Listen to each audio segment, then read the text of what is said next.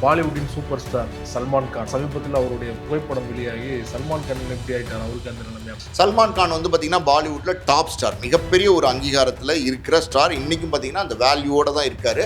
எல்லாருமே கேட்க தான் செய்கிறாங்க, என்ன ஆச்சு சல்மான் கானுக்கு அப்படின்னு சொல்லி கேட்குறாங்க.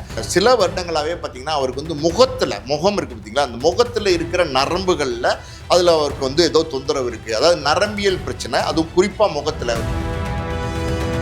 61 வயசு ஆயிடுச்சு. 61 வயசுல வந்து இப்படிதான் இருப்பாங்க. இப்படி இல்லைன்னா தான் நீங்க கேட்கலாம், இப்படி இருக்கிறவங்களை ஏன் வந்து நீங்க என்ன இப்படி ஆயிட்டாரா இப்படி அது கேட்குறீங்க சோசியல் மீடியாவில். அதுக்கப்புறம் 61 வயசுன்றது வந்து ஒரு பெரிய வயசாக சொல்ல முடியாது சார். நீங்கள் வந்து பார்த்தீங்கன்னா, நான் இதுக்கு சொல்கிறேன் இல்லைங்க, சரத்குமார், நம்ம ஊர் சரத்குமாரை உதாரணமாக சொல்லலாம். அவர் இப்படி தான் பாடி பில்டிங்கு, எக்ஸசைஸு, ஃபுட்டு, டயட் எல்லாத்துலேயுமே கண்ட்ரோலாக இருக்கிறவர். அவர் பாருங்கள், கிட்டத்தட்ட 73 வயசுன்னு நினைக்கிறேன் அவருக்கு. அவர் எப்படி இருக்கார் பாருங்கள், அதே ஃபிட்னஸோடு இருக்கார்ல சரத்குமார். ஸோ அதெல்லாம் இருக்க முடியும். சில பேருக்கு சில விஷயங்கள் மிஸ் ஆயிரும், அது நம்ம ஒன்றும் பண்ண முடியாது.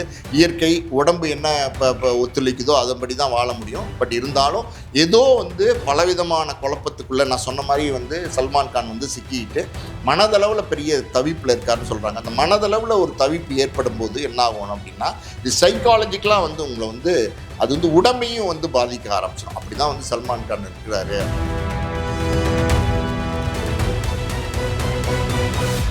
மீடியா சர்க்கிள் நேயர்களுக்கு வணக்கம். இன்றைக்கு நம்ம நேர்களுக்காக ஆஸ்கார் மூவிஸ் தயாரிப்பாளர் பாலாஜி பிரபு அவர்கள் நம்மோடு இருந்திருக்கார். அவரோடு பேசலாம். சார் வணக்கம். வணக்கம். பாலிவுட்டின் சூப்பர் ஸ்டார் சல்மான் கான், அவர் பார்த்தீங்கன்னா சமீபத்தில் அவருடைய புகைப்படம் வெளியாகி சல்மான் கான் எப்படி ஆயிட்டார், அவருக்கு அந்த நிலைமை அப்படின்லாம் வந்து சோசியல் மீடியாவில் வருத்தமாக அவர் ரசிகர்கள் பதிவு போடுறதை பார்க்க முடிஞ்சது. குறிப்பாக அவருக்கு என்ன ஆச்சு, ஏன்னா சமீப காலமாக அவருக்கு வந்து லைஃப் த்ரெட் இருக்கு. இன்னொரு பக்கம் அவர் படங்களுமே நடித்த படங்கள் சரியாக போகலை, அடுத்தடுத்த படங்கள் நடிக்கலை, என்னதான் ஆச்சு அப்படின்னு பரவலாக நிறைய விமர்சனங்கள் போயிட்டு இருக்கு. பிக் பாஸ் மட்டும் வருஷத்துக்கு ஒருக்க தொகுத்து வழங்கிட்டு இருக்காரு. அந்த புகைப்படம் நீங்களும் பார்த்துருப்பீங்க. என்ன சார் ஆச்சு அவருக்கு? நீங்கள் சொல்கிற மாதிரி பார்த்தீங்கன்னா, இப்போ சமீபத்தில் ஒரு விழாவுக்கு போயிருந்தார் சல்மான் கான். அந்த விழாவில் சல்மான் கானை பார்த்த எல்லாருமே சல்மான் கானுக்கு என்னாச்சு அப்படின்னு கேட்க ஆரம்பிச்சாங்க. அது காரணம் என்ன அப்படின்னா, முகமெல்லாம் உடஞ்சி போயிருக்கு. அதாவது முகம் சுத்தமாகவே உடஞ்சி போயிருக்கு. ஒரு மாதிரி ஒரு 70-75 வயசு ஆளுடைய முகம் எப்படி இருக்குமோ அந்த மாதிரி வந்து முகம் வந்து ஒரு மாதிரி ரொம்ப வயதான ஆள் மாதிரி முகம் இருந்துச்சு. அது இல்லாமல் பார்த்தீங்கன்னா உடம்பு மெலிஞ்சு போயிட்டார். நீங்கள் சல்மான் வயசு சார்? இப்போ 61 வயசுன்னு நினைக்கிறேன். சல்மான் கானை பொறுத்த வரைக்கும் பார்த்தீங்கன்னா, நீங்கள் எப்போ பார்த்தாலும் வந்து அவர் பயங்கரமான ஒரு பாடி பில்டட் ஃபிசிக்காக, ரொம்ப ஒரு மாதிரி ஒரு மேன்லியாக, அவர் கட்டுமஸ்தான உடம்புன்னு சொல்லுவாங்களா, அந்த மாதிரி எப்போவுமே வந்து உடம்பு வந்து நல்லா வச்சுருப்பார். எக்ஸசைஸ் வந்து பயங்கரமாக எக்ஸசைஸ் பண்ணால் தான் அப்படி உடம்பு வச்சுக்க முடியும். பார்க்குறதே எல்லாரும் நக்கலாக பார்க்குற மாதிரி தான் இருக்கும், அந்த மாதிரி இருப்பார். ஆமாம், திமிராக தான் அப்படி இருப்பார். ஒரு மாதிரி அவர் திமிரு தெனாவட்டு அப்படி ஒரு மாதிரி யாராக இருந்தாலும் வாங்கடா அப்படி நடக்கிறது அந்த மாதிரிலாம் பார்த்தீங்கன்னா, அவர் பார்க்கும்போதே பார்த்தீங்கன்னா பயங்கரமாக அவருடைய உருவ தோற்றமே பார்த்தீங்கன்னா பயங்கரமாக இருக்கும், ரக்கடாக இருக்கும். அவர் போடுற dress, tight T shirt, jeans, shoe எல்லாமே பார்த்தீங்கன்னா ஒரு மாதிரி ரக்கட் ஃபீலை வந்து சல்மான் கான் கிட்ட பார்க்க முடியும். சல்மான் கான் வந்து பார்த்தீங்கன்னா பாலிவுட்டில் டாப் ஸ்டார், மிகப்பெரிய ஒரு அங்கீகாரத்தில் இருக்கிற ஸ்டார். இன்றைக்கும் பார்த்தீங்கன்னா அந்த வேல்யூவோடு தான் இருக்கார். அங்கே 3 பேர் ரொம்ப ரொம்ப பாப்புலராக இருக்காங்க இன்றைக்கி, அமீர் கான், சல்மான் கான், ஷாருக் கான். ஸோ அந்த டாப் ஸ்டார்ஸில் இவருடைய மார்க்கெட்டு, இவருக்கு உள்ள ஃபாலோவர்ஸுங்கிறது தனி, இவருடைய ரசிகர் கூட்டம் தனி. ஸோ இவருக்கான பாப்புலாரிட்டி பாலிவுட்டில் வந்து பெரிய கூட்டம் இவர் பின்னாடி இருக்குது. இவர் வெளியில் வந்தார்னா கிட்டத்தட்ட ஒரு 2000-3000 பேர் வந்து பின்னாடி வருவாங்க. அந்தளவுக்கு வந்து கூட்டத்தில் இப்போ நம்ம சல்மான் கானை வந்து பல நேரங்களில் பார்க்க முடியும். ஸோ அப்படிப்பட்ட சல்மான் கான், அப்படி இருந்த சல்மான் கான் இப்போ இப்படி ஆயிட்டாரு அப்படின்னும் போது எல்லாருமே கேட்க தான் செய்கிறாங்க, என்ன ஆச்சு சல்மான் கானுக்கு அப்படின்னு சொல்லி கேட்குறாங்க. சில தகவல்கள்லாம் வருது. அது என்ன அப்படின்னா, நம்ம விசாரித்த வகையில் பார்த்தீங்கன்னா, சில வருடங்களாகவே பார்த்தீங்கன்னா அவருக்கு வந்து முகம் இருக்குது பார்த்தீங்களா, அந்த முகத்தில் இருக்கிற நரம்புகளில் அதில் அவருக்கு வந்து ஏதோ தொந்தரவு இருக்குது. அதாவது நரம்பியல் பிரச்சனை, அதுவும் குறிப்பாக முகத்தில். நீங்கள் இந்த நரம்பியல் பிரச்சனை வந்துருச்சுனாலே அப்படின்னா அது எப்போவுமே பார்த்தீங்கன்னா உங்களை பலவீனமாக்கிடும். அந்த சென்ட்ரல் நர்வஸ் சிஸ்டம்னு சொல்லுவாங்க, மூளை தான் எல்லாத்தையும் இயக்கும். அது மூளையை வந்து இயக்கிற அந்த நரம்புகளில் பாதிப்பு வர ஆரம்பிச்சிருச்சு, வீக்னஸ் வர ஆரம்பிச்சிச்சு, நியூராலஜி ப்ராப்ளம் வர ஆரம்பிச்சிச்சு. இப்போ கையில் வந்துச்சுன்னு வச்சுக்கோங்களேன், சிலர்லாம் பார்த்தீங்கன்னா கையாடிட்டே இருக்கும், சில பேரால் வந்து பெருசாக நடக்க முடியாது, ஆர்த்தோ ப்ராப்ளமும் நடக்க முடியாது, அது வலிக்கும். இது நரம்பு ப்ராப்ளம் வந்தாலும் வீக்காக வந்து நடந்து போக முடியாத மாதிரி ஃபீல் பண்ணுவாங்க. இதெல்லாம் வந்து எப்படின்னா வயோதிகம் காரணமாக ஒரு வயசுக்கு அப்புறம் ஒரு 65-70க்கு அப்புறம் வரும். ஆனால் இவரை மாதிரி ஒரு ஃபிசிக்காக மெயின்டைன் பண்ணுற ஒருத்தருக்கு இந்த மாதிரி எதுவும் பிரச்சனை வந்திருக்குன்னா ஆச்சரியமாக தான் இருக்குது. ஸோ அதுக்கு ரொம்ப நாளாக ட்ரீட்மெண்ட் எடுத்துகிட்டு இருக்காரு. எது இந்த நரம்பு பிரச்சனை, முகத்தில் இருக்கிற பிரச்சனைக்கு ட்ரீட்மெண்ட் எடுத்துகிட்டு இருக்காரு. அதுக்கப்புறம் சுகர் இருக்குது இவருக்கு அப்படின்னு சொல்லி ஒரு பேச்சு இருக்காங்க. பொதுவாக சுகர் வந்து எப்படின்னா, சில சுகர் பேஷண்ட் வந்து வந்து நல்லா சாப்பிடுவாங்க, ஹெல்த்தியாக இருப்பாங்க, சுகர் இருக்கானே கண்டுபிடிக்க முடியாது. ஆனால் பல பேருக்கு வந்து எப்படின்னா சுகர் இருந்துச்சுன்னா உடம்பு வந்து ரொம்ப டவுன் பண்ணிடும், உடம்பு வெயிட் லாஸ் ஆயிரும், வீக் ஆக்கிரும். இதெல்லாம் நம்ம தொடர்ந்து நிறைய இடங்களில் நம்ம பார்க்க முடியும். அந்த சுகர் வந்த அந்த நோயாளிகள் அது சில நேரங்கள் அப்படி ஆயிடுவாங்க. ஆனால் இவர் வந்து வெயிட் லாஸ் ஆயிருக்காரு, கிட்டத்தட்ட ஒரு 8 கிலோக்கு மேலே வந்து வெயிட் லாஸ் ஆயிருக்காரு. ஸோ பார்க்க ரொம்ப பலவீனமாக இருக்காரு அப்படிங்கிறது கரெக்டு தான். அது சோஷியல் மீடியாவில் இன்றைக்கி வந்து பார்த்திங்கன்னா பெருசாக பேசிகிட்டு இருக்கோம். நம்ம தமிழ்நாட்டிலே வந்து சல்மான் கானுக்கு என்ன ஆச்சுன்னு பேசுகிறோம் அப்படின்னா, இப்போ பாலிவுட்டில் எப்படி இருக்கும் பாருங்கள். இது வந்து டாக் ஆஃப் த டவுனாக இன்றைக்கி வந்து பாலிவுட்டில் மாறி இருக்கு.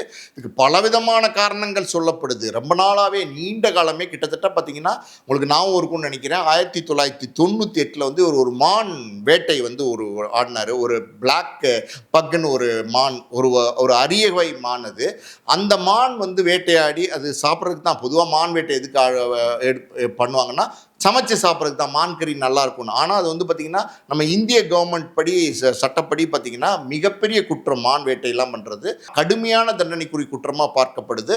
அப்படின்னும் போது அதில் வந்து இவர் மேலே வழக்கு பதிவு செய்யப்பட்டது 98. வழக்கு வந்து நடந்துக்கிட்டே இருக்குது, பல வருடங்களாக நடந்தது. அதெல்லாம் அது தணிக்கது. ஆனால் என்னென்னா இந்த வழக்கை தாண்டி இவருக்கு ஒரு பிரச்சனை அது வரும்னு இவர் எதிர்பார்க்கவே இல்லை. அந்த பிரச்சனை தான் இவரால் வந்து கடக்கவே முடியாமல் இவரை பின்தொடர்ந்துக்கிட்டே வருது. கிட்டத்தட்ட 28 வருஷமாக பின்தொடர்ந்துட்டு வருது. என்ன அப்படின்னா, பிஷ்னாய் அப்படின்னு ஒரு வகுப்பினர் இருக்காங்க, ஒரு சமுதாயத்தினர் இருக்காங்க. அவங்க வந்து பார்த்திங்கன்னா ட்ரைபு, அதாவது ஆக்சுவலி மலை பிரதேசங்களில் இருக்கிறவங்க. அவங்க வேறு மாதிரி ஒரு கல்ச்சர்லாம் வேறு மாதிரி இருக்கும். கொஞ்சம் இவர் எப்படி ரக்கடுன்னு நம்ம பேசுகிறோமோ அவங்க ரொம்ப முரட்டுத்தனமான ஒரு மாதிரியான ஒரு அட்ராக்ஷன் உள்ள மக்கள் தான் பார்த்திங்கன்னா பிஷ்னாய் அப்படிங்கிற வகுப்பை சேர்ந்தவங்க. அவங்க நிறைய வந்து பஞ்சாபு, ராஜஸ்தான் இந்த ஏரியாலெலாம் நீங்கள் பார்க்கலாம், குஜராத் இங்கெல்லாம் நீங்கள் பார்க்கலாம். அந்த வகுப்பினர் பார்த்திங்கன்னா அந்த மான் வேட்டை நடந்த அன்னைக்கே பார்த்திங்கன்னா அவங்க வந்து பார்த்திங்கன்னா சல்மான் கானை வந்து மன்னிப்பு கேட்க சொன்னாங்க. இந்த மான் வேட்டையாடினதுக்காண்டி மன்னிப்பு கேட்க சொன்னாங்க. ஏன் அப்படின்னா இந்த பிளாக் பக்குன்னு சொல்கிறோம் இல்லையா, இந்த அரிய வகை மானை வந்து அந்த சமுதாயத்தினர், அதான் அது ஒரு குரூப்பு, அதாவது பிஷ்னாய்ங்கிறது வந்து ஒரு குரூப்பு. அவங்க வந்து பார்த்திங்கன்னா இது வந்து குலதெய்வமாக வழிவிடுறாங்க, கிட்டத்தட்ட கடவுளாக வந்து பார்க்குறாங்க. அது இயல்பாக உள்ளதான். நம்மளே வந்து பசுவை நினைக்கிறோம், கோமாதாவாக சொல்கிறோம், ஏன் நாயை கூட நம்ம வந்து பைரவராக சொல்கிறோம். அப்படி விலங்குகள் வந்து நம்ம வந்து சில இந்து முறைப்படி பார்த்திங்கன்னா பல நேரங்களில் வந்து அதை வந்து கடவுளாக நினைக்கிறாங்க. அப்படி வந்து இந்த மான், இந்த அரிய வகை மானை வந்து அவங்க கடவுளாக, கிட்டத்தட்ட கடவுளுக்கு நிகராக வந்து நினைக்கிறாங்க, வர்ஷிப் பண்ணுறாங்க ஆக்சுவலி சொல்லப்போனால். அப்படி இருக்கும்போது அதை வந்து இவங்க அடித்து சாப்பிட்டுட்டாங்க. அப்படின்னும் போது மன்னிப்பு கேட்க சொன்னாங்க.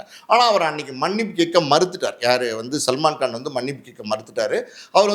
அவர் என்ன நினச்சாருன்னா, கோர்ட்டில் வழக்கு பதிவு பண்ணியிருக்காங்க, வழக்கை பார்த்துக்கலாம், இது யார் மன்னிப்பு கேட்க சொல்கிறதுக்கு, இந்த குரூப்புக்கெலாம் நம்ம மன்னிப்பு கேட்கணுமா, மன்னிப்பு கேட்டோம்னா நம்ம ஒத்துக்கிட்ட மாதிரி ஆயிரும், நம்ம தான் மான் வேட்டையாடணும் அப்படிங்கிறது அந்த மாதிரி கூட அவர் யோசிச்சிருக்கலாம். இல்லை, அதுவும் ஒரு காரணமாக இருக்கலாம். ஆனால் இவர் வந்து எப்படின்னா நீங்கள் சொன்ன மாதிரி பார்த்தீங்கன்னா ஆளை பார்த்தாலே ஒரு மாதிரி யாருக்கும் எதுக்கும் அடிபணியாத ஒரு பேட்டர்னு. அது வந்து ஒரு வயசுக்கு ஓகே, முறுக்கான ஒரு வயசு இருந்தது அந்த காலகட்டத்தில். பார்த்தீங்கன்னா 30 வருஷத்துக்கு முன்னாடி அவருடைய வாலிபமான வயசில் பார்த்தீங்கன்னா அவர் வந்து எல்லாம், அதான் சொல்கிறேன்ல, ஒரு பாருக்கு போகிறதோ, கிளப்புக்கு போகிறதோ, தண்ணி அடிக்கிறதோ, எதுவுமே சிகரெட் அடிக்கிறதோ எதுவுமே வெளிப்படையாக செய்வார். பொதுவாக பார்த்தீங்கன்னா பாலிவுட்டில் வந்து எப்படி எம்ஜிஆருக்கு ஃபார்ம் ஹவுஸ் பண்ண வீட்டுக்கு பயப்படுவாங்களோ ராமபுரம் தோட்டம், அந்த மாதிரி அவர் ஒரு ஃபார்ம் ஹவுஸ் வச்சிருக்காரு, அங்கே போய் அடிப்பார் அப்படிலாம் வந்து கேள்விப்பட்டிருக்காரு. அவர் வந்து அங்கே போய் அடிக்கிறது மட்டும் இல்லை சார், நீங்கள் வந்து காமனாக பாலிவுட்ல எல்லாம் பார்த்தீங்கன்னா நிறைய கெட் டுகெதர் இருக்கும். சின்ன சின்ன விஷயங்களுக்கு கூட பார்த்தீங்கன்னா ஸ்டார்ஸ் எல்லாம் கேதர் ஆவாங்க, பெரிய பெரிய செலிபிரிட்டிஸ்லாம் கேதர் ஆவாங்க. அங்கே போனீங்கன்னா அங்கே வந்து வெளிப்படையாகவே இவர் வந்து தண்ணி அடிக்கிற வீடியோஸ்லாம் இருக்குது, சிகரெட் அடிக்கிற வீடியோஸ்லாம் இருக்குது. எதுக்கும் யாருக்கும் கவலைப்படுற ஆள் கிடையாது, எதையும் மறைக்கணும்னு நினைக்கிற ஆள் கிடையாது. இது வரைக்கும் பார்த்தீங்கன்னா திருமணமும் பண்ணிக்கல, 61 வயசாச்சு, ஆனால் திருமணமும் பண்ணிக்கல, பேச்சுலராக தான் இருக்கார். ஸோ அவருடைய லைஃப் ஸ்டைல் வேறு மாதிரி இருந்தது, அவருடைய பேட்டர்ன் ஆஃப் லிவிங் வேறு மாதிரி இருந்தது. அதெல்லாமே ஒரு காலகட்டத்தில் வந்து அவருக்கு ஓகேவாக இருந்தது. அது எப்போவுமே பார்த்தீங்கன்னா இந்த 98 சம்பவம் அவங்க வந்து மன்னிப்பு கேட்க சொன்னாங்கல்ல இந்த பிஷ்னாய் குரூப்பு, அது மன்னிப்பு கேட்க மறுத்ததுக்கப்புறம் பார்த்தீங்கன்னா அந்த காலத்தில் இவர் வீட்டுக்கு வந்து கடிதாசிகள் வரும், கடிதங்கள் வரும். அந்த கடிதத்தில் பார்த்தீங்கன்னா உன்னை என்ன பண்ணுறோம் பார், உன் தலையை வெட்டிடும், உன்னை என்ன பண்ணி வெளியில் வந்தீங்கன்னா உன் கையை வெட்டிடுவோம், இப்படி நிறைய வேறு விதமான அச்சுறுத்தல்கள் வந்து தொடர்ந்து இருந்துக்கிட்டு இருந்தது. அன்னைக்கெல்லாம் பார்த்தீங்கன்னா இவர் அதெல்லாம் சட்டையே பண்ணல, அதெல்லாம் அதை பற்றி கவலையே படல. தொலைபேசி அழைப்புகளும் வந்துட்டு இருந்துச்சு, லேண்ட்லைனில் பார்த்தீங்கன்னா கூப்பிடுறது, பேசுறது, இதே மாதிரி அச்சுறுத்துறது இதெல்லாம் இருந்துச்சு. ஆனால் எந்த அச்சுறுத்தலுக்கும் இவர் வந்து பயப்படவே இல்லை. இவர் தைரியமாக வெளியில் போகிறது, படப்பிடிப்புக்கு போகிறது, சோஷியல் கேதரிங் போகிறது, எல்லா இடத்துக்கும் போகிறது வரதுன்னு இருந்தார். ஆனால் இவர் ஒரு இடத்துல ரொம்ப ஃபங்க் ஆகிட்டார். அது எங்கே அப்படின்னா 2024 இவர் வீட்டை விட்டு வெளியில் வரார். வீட்டை விட்டு வெளியில் வரும்போது பார்த்தீங்கன்னா ஒரு ஷூட்டிங், அதாவது அட்டாக் பண்ணிட்டாங்க இவரை குறி வச்சு தான் வந்து அந்த ஷூட்டிங்கே நடந்தது. துப்பாக்கி சூட்டில் வந்து பார்த்தீங்கன்னா எப்படியோ தப்பிச்சிட்டார். தப்பிச்சோம் பொழைச்சோன்னு தப்பிச்சு வீட்டுக்குள்ளே மறுபடியும் ஓடி போயிட்டாரு. All escape. அதுக்கப்புறம் வந்து இவருக்கு பயம் வந்துருச்சு. ஆஹா, இது வந்து என்னைக்கா இருந்தாலும் நமக்கு தலைக்கு மேலே கத்தி தொங்குது போலயே, நம்ம இதை வந்து பெருசாக எடுத்துக்காம விட்டுட்டோமே. அன்னைக்கே மன்னிப்பு கேட்க சொன்னாங்க. ஆனால் இன்னைக்கு எப்படின்னா மன்னிப்பு கேட்டாலும் ஒத்துக்க மாட்டாங்க அப்படிங்கிற மாதிரி அவங்க ஒரு மாதிரி மாறிட்டாங்க. ஏன்னா அவங்க என்ன சொன்னாங்கன்னா, மன்னிப்பு கேளுங்கன்னு சொன்னாங்க. எத்தனை வருஷத்துக்கு முன்னாடி? 98ல். அன்னைக்கு இவர் மறுத்துட்டாரு. பல வருடங்களாக அவங்க வந்து பார்த்தீங்கன்னா இவர் எங்கேயாவது அட்டாக் பண்ணணும், இவர் எங்கேயாவது வீழ்த்தணும் அப்படிங்கிற ஒரு டார்கெட்டுக்கு அவங்க வந்துட்டாங்க. அந்த மாதிரி ஒரு மென்டாலிட்டி, அந்த மாதிரி ஒரு மனநிலைக்கு வந்து அவங்க வந்துட்டாங்க. அதுக்கப்புறம் வந்து இப்போ அந்த அந்த துப்பாக்கி சூடு அட்டாக் அப்புறம் பார்த்தீங்கன்னா பல பாலிவுட் ஸ்டார்ஸ் வந்து பார்த்தீங்கன்னா கவர்மெண்ட்டுக்கு வந்து சொன்னாங்க, என்ன ரிக்வஸ்ட் பண்ணாங்க, என்னன்னா இவருக்கு வந்து பாதுகாப்பு கொடுக்கணும். பெரிய பாலிவுட் ஸ்டார், ஆனால் துப்பாக்கி சூடு நடக்கிற அளவுக்கு ஒரு பப்ளிக்கான இடங்கள் நடந்திருக்கணும் போது நிச்சயமாக பாதுகாப்பு இவருக்கு தேவை அப்படின்னு சொல்லி பாதுகாப்புக்கு கொடுக்க சொல்லி வலியுறுத்தினாங்க. பாதுகாப்பு இப்போ அவர் கொடுத்துருக்காங்க. Y+ பாதுகாப்பு இவர் கொடுத்துருக்காங்க. வீடு ஃபுல்லாகவே பார்த்தீங்கன்னா கண்ணாடியிலேருந்து எல்லாமே புல்லட் ப்ரூஃபாக மாற்றிட்டார். இந்த சம்பவத்துக்கு அப்புறம் அவர் போகிற கார் எல்லாமே பார்த்தீங்கன்னா புல்லட் ப்ரூஃப் தான். பப்ளிக்காக எங்கேயும் போக முடியறதில்ல. பெருசாக வந்து பொது விழாக்கு ரொம்ப வந்து போகிறதும் கிடையாது. எல்லாத்தையுமே தவிர்க்க ஆரம்பிச்சிட்டாரு. பெரிய செக்யூரிட்டி சர்வலன்ஸுக்குள்ளே வந்து, அதாவது அந்த எப்படி சொல்லுது, கண்காணிப்பு வளையத்துக்குள்ளே வந்துட்டார். எல்லா இடங்களுக்கும் சுதந்திரமாக போயிட்டு இருந்தவர், சுதந்திரமாக சுற்றிட்டு இருந்தவர். இப்போ அது பண்ண முடியாத சூழ்நிலை இருக்குது. நீங்கள் உங்களுக்கு ஞாபகம் இருந்தால் பார்த்தீங்கன்னா முருகதாஸ், ஏஆர் முருகதாஸ் வந்து இவரை வச்சு சிக்கந்தர்னு ஒரு படம் எடுத்தார். அந்த படத்தினுடைய தோல்விக்கு என்ன காரணம்னு ஒரு ஊடகவியாளர் முருகதாஸ்கிட்ட கேட்கும்போது அவர் ஒரு பதில் சொல்லியிருப்பார். அது என்ன அப்படின்னா, வந்து இவரால், சல்மான் கானால் வந்து பார்த்திங்கன்னா எல்லா நேரங்கள்லையும் எல்லா இடத்துக்கும் படப்பிடிப்புக்கு வர முடியறதில்ல. நைட்டில் மட்டும்தான் அவரால் படப்பிடிப்புக்கு வர முடியுது.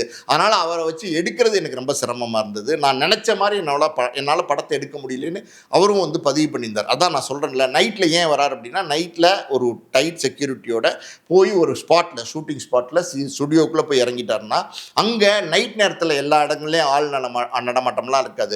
பகலாக இருந்துச்சுன்னா அப்படின்னா யாரோ தூரத்தில் சும்மா தான் நிற்பாங்க. ஆனால் இவருக்கு பார்க்கும்போது அது ஏதோ இவருக்காண்டி நிற்கிற மாதிரியான எண்ணங்கள் அப்படிதான் தோண ஆரம்பிக்கும். அப்படி ஒரு சிக்கலுக்குள்ள, அப்படி ஒரு பிரச்சனைக்குள்ள வந்து இப்போ சல்மான் கான் வந்து மாட்டிட்டாரு. இப்போ இந்த 2024 அப்புறம் இந்த 2 வருஷமா பார்த்தீங்கன்னா ஒரு மன உளைச்சல். அதாவது பெருசாக வெளியில் போக முடியல, பெருசாக சோஷியல் கேதரிங்க்கு யதார்த்தமாக போக முடியல, பக்கத்தில் யார் என்ன பண்ணுவாங்களோ, யாரும் அட்டாக் பண்ணிடுவாங்களோ, இப்படி இருக்க வேண்டியிருக்கு. வீட்டு பால்கனியில் நின்று சும்மா வேடிக்கை பார்க்கலான்னா கூட அதுக்கும் வந்து செக்யூரிட்டியோடைய வந்து பர்மிஷன் கேட்க வேண்டியிருக்கு. எல்லா இடத்துலையுமே ஆபத்து இருக்குன்னு நினைக்க ஆரம்பிச்சிட்டாரு. இவங்க ரொம்ப வந்து ஆபத்தான குரூப்பாக இருக்காங்கன்னு நினைக்க ஆரம்பிச்சிட்டாரு. அவரோட தலைவர் வந்து பார்த்தீங்கன்னா ஜெயிலுக்குள்ளேருந்து ஆப்ரேட் பண்ணிட்டு இருக்காரு. ஆமாம், ஜெயிலுக்குள்ளேருந்தே ஆப்ரேட் பண்ணுறாரு. இது எப்படின்னா, இந்த பிஷ்னாய் குரூப்புங்கிறவங்க அவங்க வந்து சாதாரணமாக ட்ரைபாக இருந்தவங்க இன்னைக்கு வந்து பார்த்தீங்கன்னா பெரிய நெட்வொர்க்காக மாறிட்டாங்க. இன்னைக்கு வந்து கனடா, லண்டனு, USA பல இடங்களில் இவங்களோட நெட்வொர்க் வந்து இயங்கிக்கிட்டு இருக்கு. ஸோ அந்த மாதிரி ஒரு பெரிய ஒரு கேங், ஒரு பெரிய ஒரு குழுவாக இருக்கிறதுனால இது ஆபத்தான குழு, இது ஆபத்தான கேங் அப்படிங்கிறது இப்போ தான் வந்து சல்மான் கான் வந்து உணர ஆரம்பிக்கிறார். அந்த துப்பாக்கிச்சூடு அட்டாக் அப்புறம் இப்போ ஒரு உதாரணம் சொல்கிறேன். இங்கே தான் வந்து சுதந்திரமாக போக முடியல. சரி, வேறு எங்கேயாவது லண்டனில் இப்போ நிறைய ஸ்டார்ஸ் எல்லாம் பார்த்தீங்கன்னா ஷாருக் கான்லாம் லண்டன்லாம் வீடு வச்சுருக்காரு. ஸோ அந்த மாதிரி எங்கேயாவது போயிட்டு செட்டில் ஆயிடலாமா அப்படின்னா இங்கே விட அங்கே ஆபத்து. ஏன்னா அங்கேயும் இவங்க இருக்காங்க, எங்கே இருக்காங்கன்னே தெரியல. ஸோ இவங்களுடைய நெட்வொர்க் பெருசாக இருக்கிறதுனால இப்போ இந்தியாவாவது பார்த்தீங்கன்னா ஒரு பெரிய பாலிவுட் ஸ்டாராக இருக்கார். கவர்மெண்ட் வந்து Y+ பிரிவு பாதுகாப்பு கொடுத்துருக்கு. போகிற இடத்துல எல்லாம் பாதுகாப்பு கொடுக்குறாங்க, இப்பயும் கொடுக்குறாங்க. அப்படின்னும் போது இங்கே இருக்கிற செக்யூரிட்டி வெளிநாட்டில் போனால் கிடைக்குமான்னு தெரியாது. ஸோ அங்கே போய் ஏதாவது எக்கி தப்பாக சிக்கிட்டா என்ன பண்ணுறதுன்னு எங்கேயுமே போக முடியாத ஒரு சூழ்நிலை, ஒரு தலைமறை வாழ்க்கை வாழ வேண்டிய அந்த மாதிரி ஒரு நிலைமை வந்து இன்றைக்கி பார்த்திங்கன்னா சல்மான் கானுக்கு வந்துருச்சு. இது வந்து பார்த்திங்கன்னா எப்படி சொல்கிறது, இது வந்து உங்களை சுற்றி வரும். ஒரே எண்ணம் வந்து உங்களுக்கு இருக்கும். எங்கே நீங்கள் போனீங்கனாலும், யாரை நீங்கள் பார்த்தீங்கனாலும், பால்கனிலேருந்து சும்மா பார்க்குறீங்க, யாரோ ஒருத்தர் நின்று பேசிக்கிட்டு இருப்பாங்க 2 பேர். நமக்காண்டி தான் பேசுகிறாங்களோ, நம்மளை பற்றி தான் பேசுகிறாங்களோ, அதுக்கு நம்மளை அட்டாக் பண்ணுறதுக்கு தான் எதுவும் திட்டம் தீட்டிக்கிட்டு இருக்காங்களோ, இப்படி யோசிக்க ஆரம்பிச்சிட்டிங்கன்னா உங்களுக்கு வந்து கொலாப்ஸ் ஆக ஆரம்பிச்சிடும். அப்படி கொலாப்ஸ் ஆகிட்டார் அப்படின்னு சொல்கிறாங்க. எப்படியோ, அதாவது அன்னைக்கு சாதாரணமாக பார்த்தீங்கன்னா அந்த ஒரு மான் வேட்டையாட போனது இன்னைக்கு வரைக்கும் சல்மான் கான் அந்த மான் ரெண்டையும் பிரிக்க முடியாது அப்படிங்கிற மாதிரி வந்து அது வழக்கு ஒரு பக்கம், இது ஒரு பக்கம், அப்படியே அது ஒரு துன்பமாக போச்சு. சாதாரணமான விஷயந்தான், ஆனால் அவர் செஞ்சிட்டாரு. அன்னைக்கு வந்து செஞ்சது இவ்வளோ பெரிய விஷயமா மாறிடுச்சு. இவ்வளோ பெரிய விஷயமா மாறும்னு அவர் எதிர்பார்க்கல, தான் உண்மை. ஆனால் இப்போ பார்த்தீங்கன்னா இந்த நிறைய சல்மான் கானுக்கு என்னாச்சு அப்படின்னு சொல்லி நிறைய பேர் கேட்க ஆரம்பிச்சதுக்கப்புறம் அவர் வந்து சோஷியல் மீடியாவில் 4 ஃபோட்டோஸ் பதிவு பண்ணியிருக்காரு. பிளாக் அண்ட் ஒயிட்டில் பதிவு பண்ணியிருக்காரு. அதில் போட்டுட்டு அவர் என்ன சொல்லியிருக்காரு அப்படின்னா, நீங்கள்லாம் எப்படி இருக்கீங்க அப்படின்னு கேட்டிருக்காரு. அது பார்க்கும்போது நல்லா இருக்காரு அப்படிங்கிற மாதிரி தெரியுது. நல்லபடியாக வரணும் திரும்பின்னு நினைக்கிறாங்க.